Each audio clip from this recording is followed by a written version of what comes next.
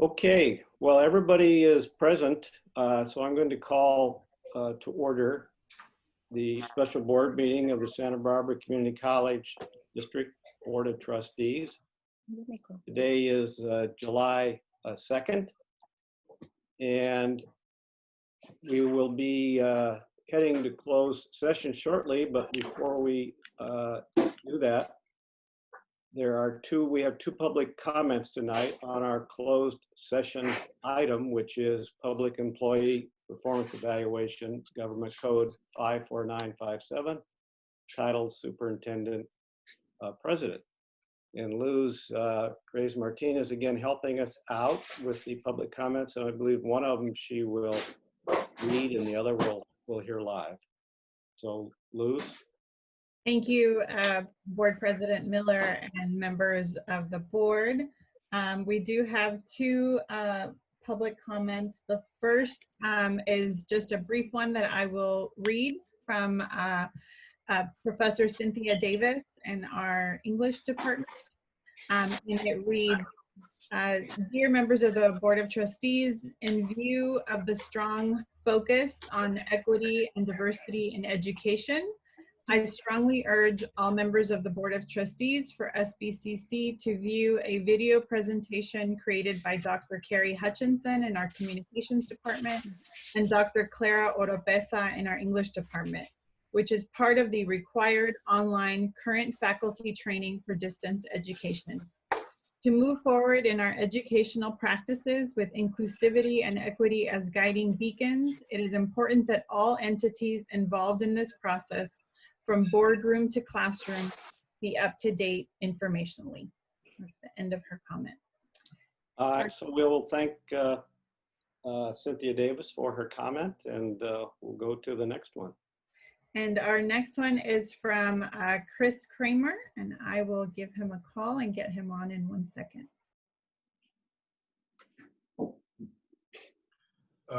Robert, could you get us the link to the video that Cynthia Davis made reference to, and maybe that would facilitate us seeing it?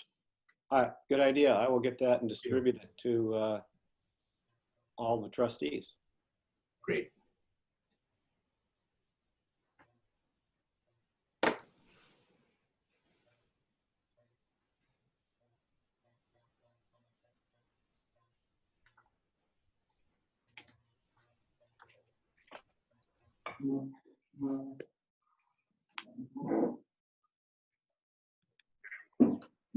Okay, Chris, go ahead.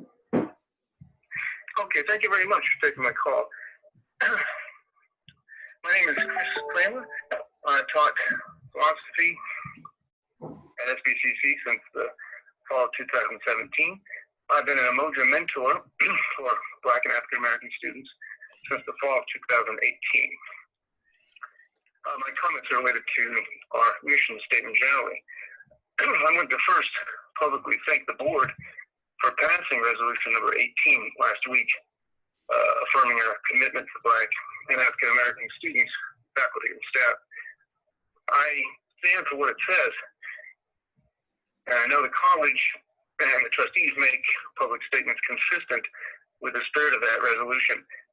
But I think it is essential to continually hold those with decision-making powers accountable for both words and deeds, and to do this especially after protests have waned, and I say protests, not riots. So I want to express my puzzlement at some of the resistance to that resolution without being combative, I hope.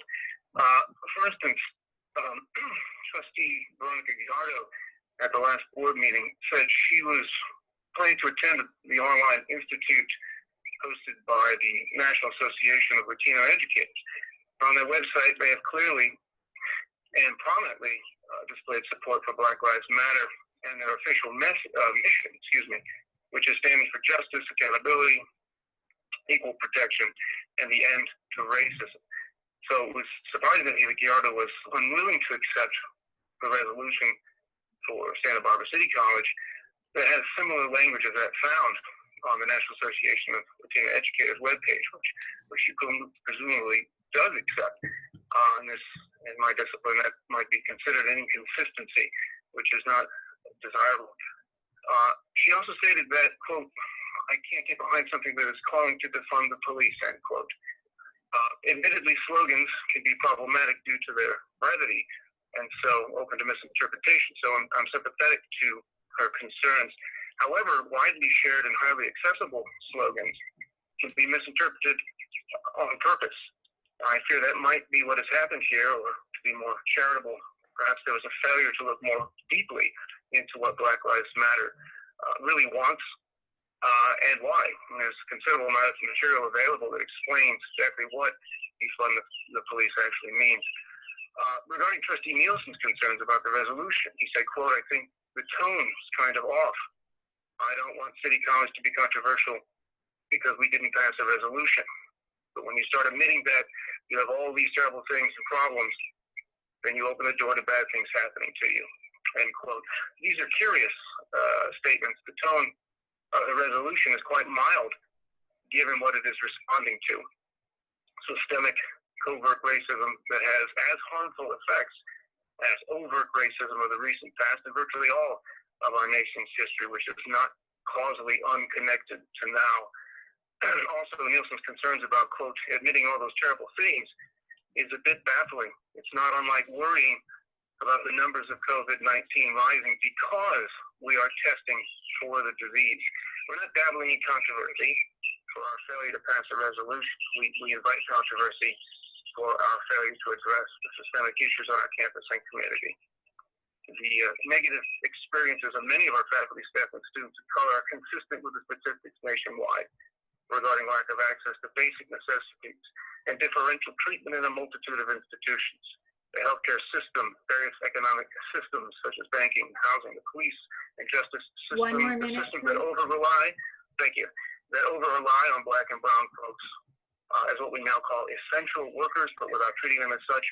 And of course, the education system. The problem is systemic, and it would be extraordinarily unlikely that our system is somehow immune from these historic and ongoing failures.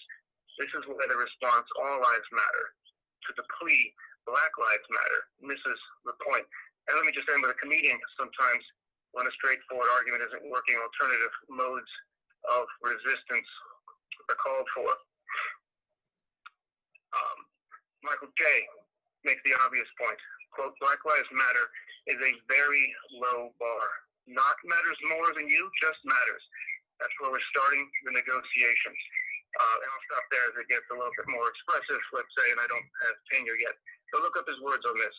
And as sad as it is, Frederick Douglass's 5th of July speech from 1852, with his scorching irony, is still relevant today, certainly with the upcoming holiday. Again, thank you for allowing me this time, and thank you for passing the resolution. And thank you, Mr. Kramer, for taking the time to share your comments with us. We appreciate that. That So- concludes our public comment, and Professor Davis did email me the link to the presentation she referenced, so I will send that to President Miller. Okay, thank you very much, Liz. Okay, so at this point, we are going to, I will entertain a motion to move to closed session to consider, again, one agenda item, public employee performance evaluation. Do I hear a motion to move to closed session? I so move. Is there a second? Second. And all of those in favor say aye. Aye. Aye. Any opposed? Hearing none, the motion passes. So we should all now have a dialog box allowing us to join the breakout room.